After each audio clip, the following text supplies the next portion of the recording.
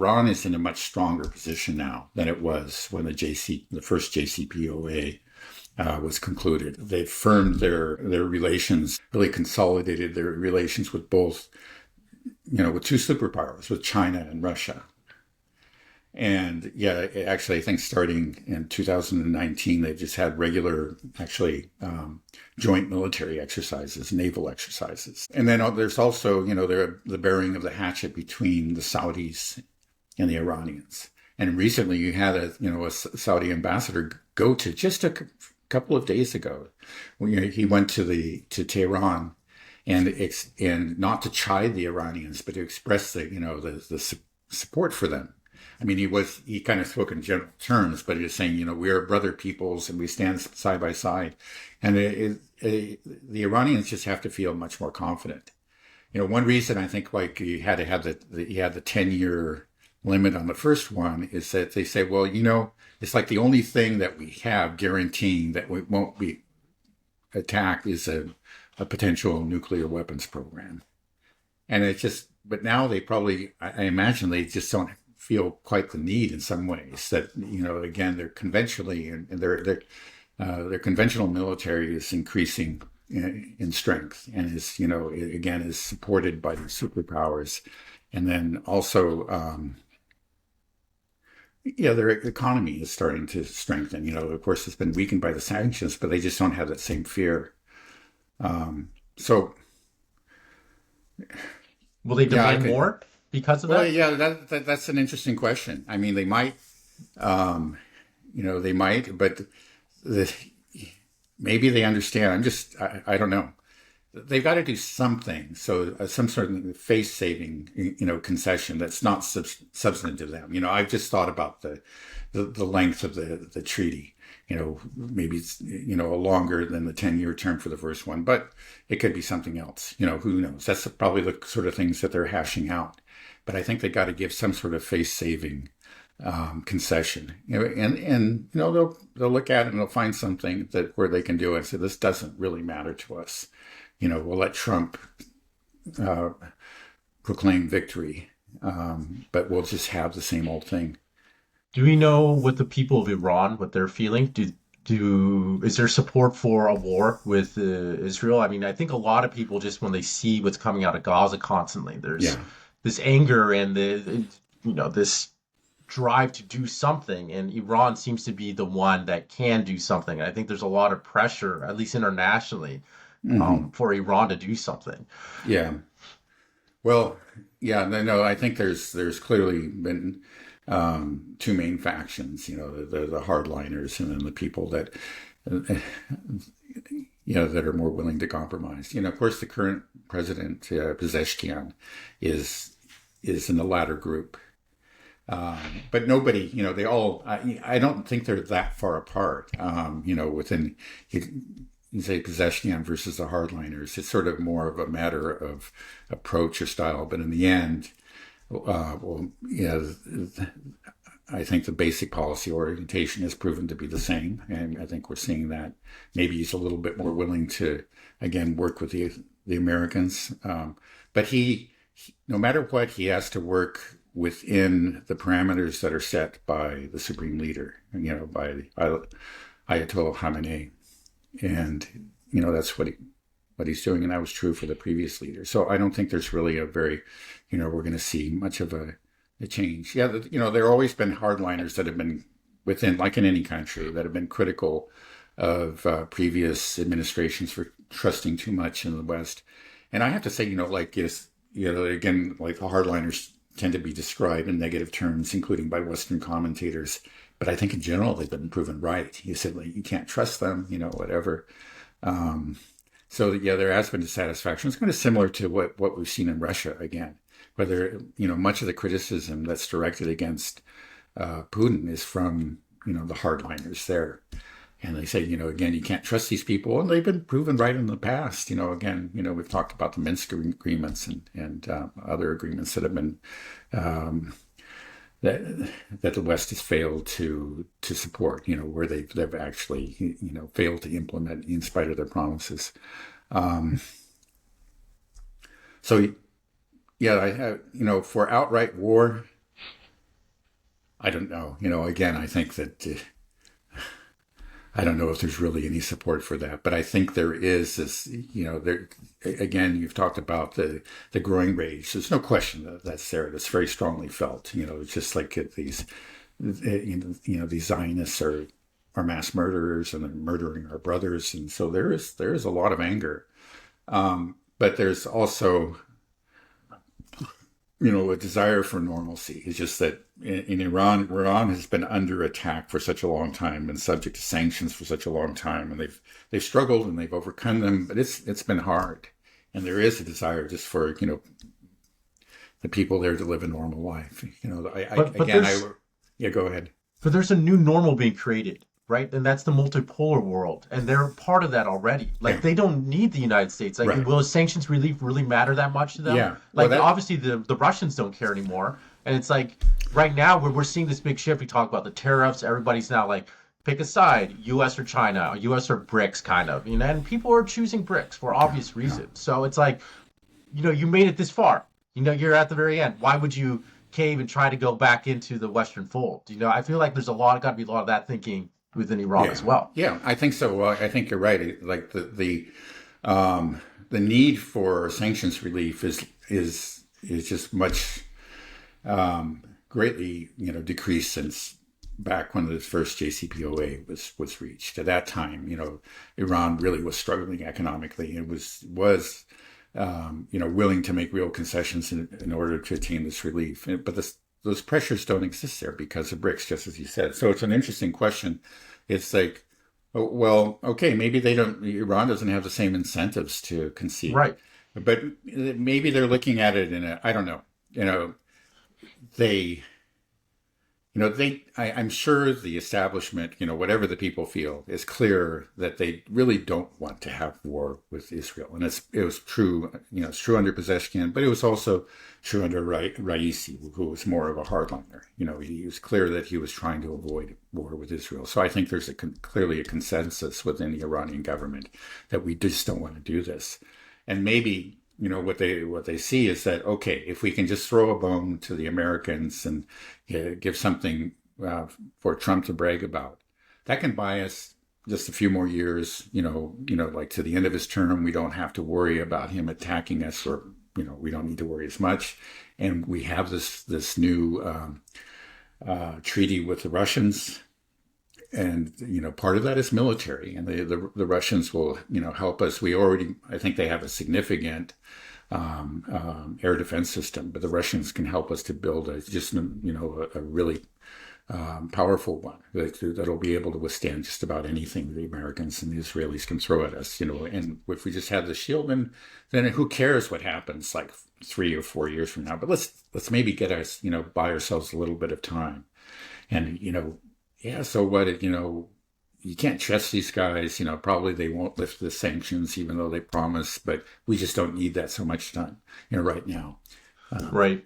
Yeah, I think there's so much focus on like, will Trump go through and make a deal, or will the Zionist in his cabinet win out, or will Netanyahu sabotage it in some way? But I think there is a possibility that Iran may be like, well, we need a very good deal. And it's a deal that's something that if it's worse than the JCPOA that Trump got out of, he can't swallow that pill. And then that could be, something that breaks it down. But we'll see. So I know we're doing so many hypotheticals today, but I got another one just for you. Just thinking about, okay, just let's assume that a deal is reached. Then what does that mean for Palestine, for Gaza? Is it just we're just going to slowly watch Gaza bleed out over, and we're like, yay, okay, we avoided war with Iran. Now the whole world has to sit back and just watch on their phone, all these children getting crushed under rubble and blown apart by U.S. bombs dropped by the Israelis? Yeah, well, one thing of course, the Iranians have made clear is that the resistance, again, our relations with Hezbollah and the Houthis and with the Iraqi militias, that's non-negotiable.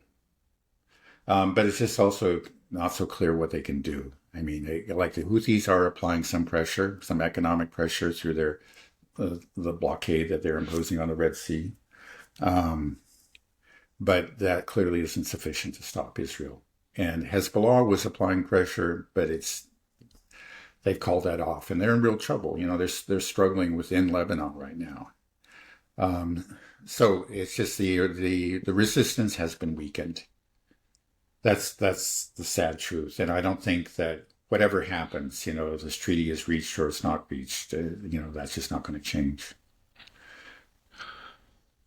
Okay, so we'll just see this play out, but then what does that mean for Israel? Will that mean also just a slow death for them? I mean, let's say they complete their dream, they exterminate half of the population of Gaza and then convince the other half to leave or something like this.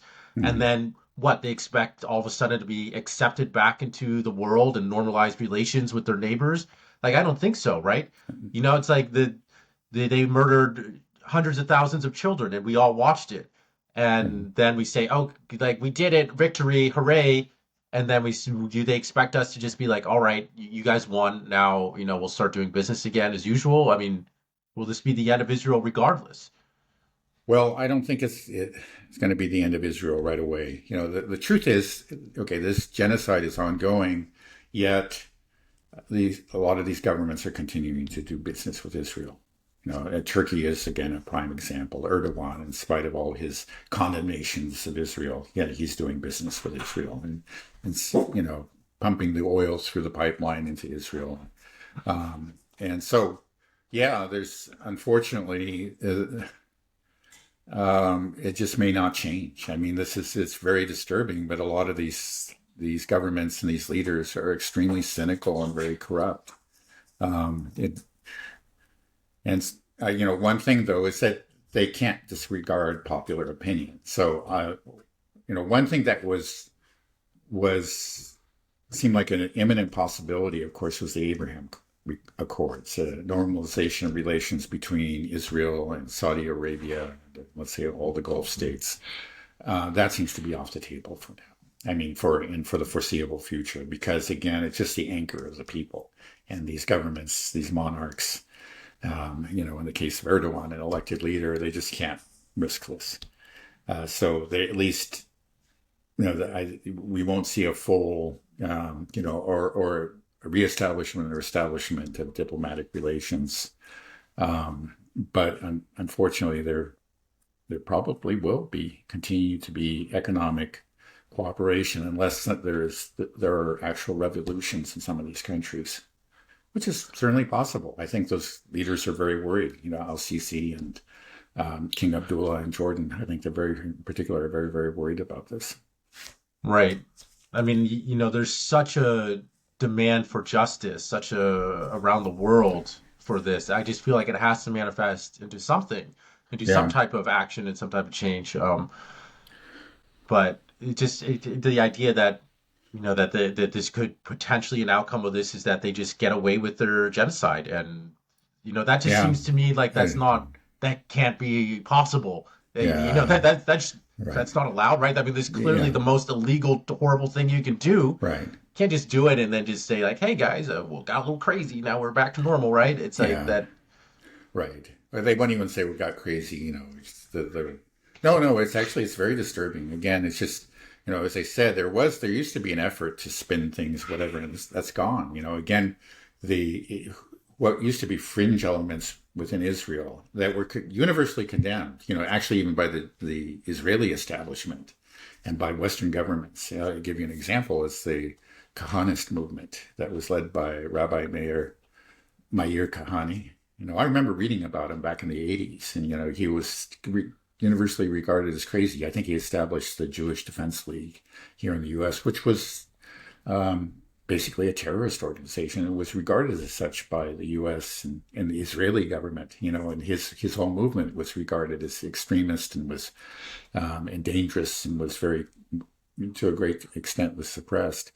Well, Ben Gvir actually is a Kahanist. I mean, he comes out of that, maintains his connections, and now here he is right at the center of power. So this, tells you what's happened. So there should be the alarm bells going off. And there's some, like I think Ben Gvir, he might be in the U.S. right now. I know he's coming for a visit. I think first to Florida and then up to Washington, D.C. And there have been some protests. Even some very diehard Zionists have protested. They don't like them. But all in all, at the end, it's like, yeah, this is the new Israel, and you don't like this guy, but you are supporting his policies. And it just this would have been unthinkable not too long ago. But this is what Israel has become, and that's the very disturbing thing. It's like if you had asked me, or I think anybody, to predict, like Ben Gvir actually, becomes a what is the minister of the interior? I believe that's what he is there. What how is and is Israel launches this a genocidal attack on Gaza, what will the reaction be? And I would have thought that it would have been much greater, and that it would be not just students at universities, but that there would be outrage even within the establishment, even a good part of the Zionist establishment. But we see excuse making, and that's the very disturbing thing about both. I think what Ukraine and Israel is that the West has made really a devil's pact in both cases with elements that I think in the not so distant past they would have had nothing to do with, but now they find they find reasons to to regard these people as allies, and they work with them. And you'd like to think, well, maybe, well, I mean, no matter how you look at it, it's terrible. Maybe just cynical. They're using them. They know what they are, but they have their own objectives, and then they'll attack them later. But I'm not so sure about it. It's what I fear, and what seems to be happening, is that there is an open acceptance of these really vile groups, whether both in Ukraine and in Israel, and it's changing us, or at least our establishments. They are making compromises that would not have made so long ago. Yeah, it's scary. All right, one last thing, and then we'll move over to the Ukraine. What do you think the likelihood that the Houthis will be able to do more than what they're doing now? Like, is because you said that Iran will continue to support the axis of resistance. The one part of the axis of resistance that has not really been damaged, despite the full force of the U.S. Navy, is Yemen, are the Houthis. They're still standing strong, and they seem to be getting better and better at shooting down our Reaper drones. I don't know what we're at, like 21, 22. It seems like they shoot down like one a day now. It seems to be getting better. And I saw something on X where from the Yemeni military posted out, and they said, I think it looked like a B-2 stealth bomber, and targets like, this is next, like they're coming, like, they're probably just being cocky. Yeah. But it's like, who knows? We know that Iran has a very advanced missile capabilities and very advanced air defense. Right. And they're supporting the axis of resistance, right? They are part of the axis of resistance. What is the likelihood that they could be helping the Houthis more, or the Houthis themselves, just from the amount of practice they've had with our drones going over and our ships? They're figuring out, okay, how do we improve our existing missiles, our existing air defense, to maybe do something bigger and eventually sink a U.S. vessel? I heard reports that the USS Harry Truman has been moved back for repairs. I don't know if this is true, though. And then, we're talking about these Reaper drones. What if they go in with another sortie and we shoot down a fighter jet or a bomber, or sink a ship? What would that do? Because that, I think, is actually a very real possibility at this stage. Yeah, well, again, it's shown by the fact that the U.S. fleet has retreated to the northern part of the Red Sea, because they do actually have some fear of the Houthis' capabilities. So that that shows you there really is a risk. They maybe feel like as long as they keep their distance, the risk is manageable. I think that's probably right. But there is always the potential, right, that they could get, let's say, more sophisticated weapons, possibly develop them themselves. There was talk, I think, maybe 6 months ago, or roughly, that the Russians were considering supplying the Houthis with like anti-ship missiles, ship-killing missiles. It was something that I think the Russians put out there just to let the Americans know, at that time under Biden, they said, you be careful about this, this escalation that you're carrying out against us, because we have ways to escalate back, and that was that. I don't know. That may have just been a rumor, but there were reports that was a possibility that the Russians might do, and of course the Iranians might do it. Now, it's true. Like if the Iranians are really worried about a war and they're willing to even make some kind of concessions in a treaty for at least the short term, that may mean that they're going to be less willing to supply, more sophisticated weapons to the Houthis. Maybe, again, they've said that this is something you can't touch, but the truth is, it's like if the Houthis used an Iranian missile to sink an aircraft carrier, that could mean war. I mean, it's just that the cries for war will be deafening in the U.S. They'll consider it a real humiliation. And again, the Iranians have shown themselves very careful to just kind of stop short of actually instigating a war.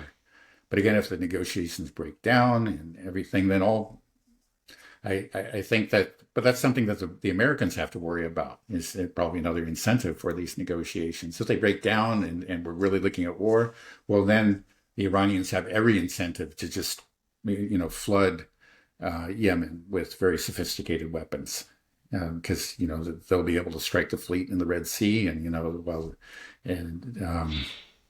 and do that much more damage to the American fleet. Right. Okay. I wonder, last just thing I'm just going to throw out there, we'll switch. It's like, I wonder Yeah. if there's a possibility of a, Israeli false flag if they sink a U.S. vessel and blame it on the Houthis via the Iranians, Uh, like that. It's, Yeah, false you know, flag. Again, as we mentioned, that the Israelis do have a history of using false flags. Some very well-known events. Yeah, you can't discount the possibility.